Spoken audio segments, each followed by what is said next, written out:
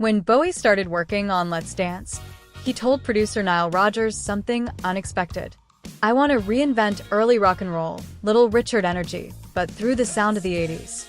Nile loved the idea, so the song became their playground. Bright horns, a fast shuffle groove, and Bowie singing with pure, open-chest enthusiasm. It wasn't nostalgia. It was Bowie taking the DNA of rock and roll and rebuilding it for the dance floor.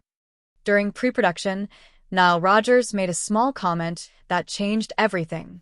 He said, "David, you tend to avoid the 3-chord near choruses."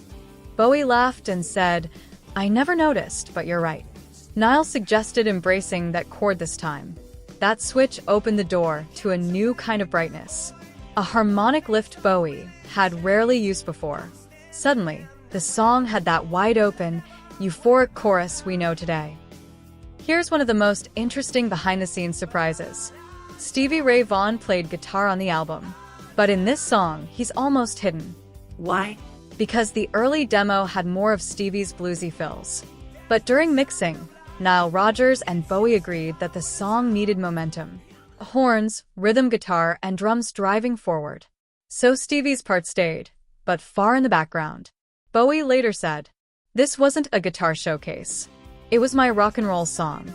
Unlike many 80s hits that were perfectly quantized and layered, Modern Love was recorded with a very different rule. Keep the energy, not the precision.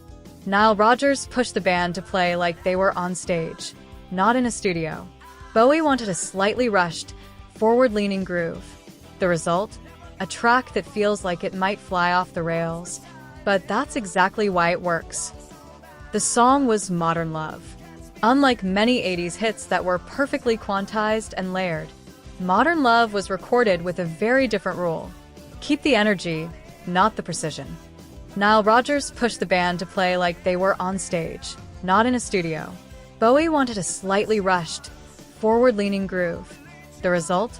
A track that feels like it might fly off the rails, but that's exactly why it works.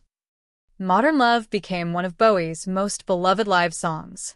He famously ended shows by walking off stage while the band kept playing, a moment fans call the Modern Love exit. Bowie once joked, "It's the perfect song to leave the stage to, it just keeps going."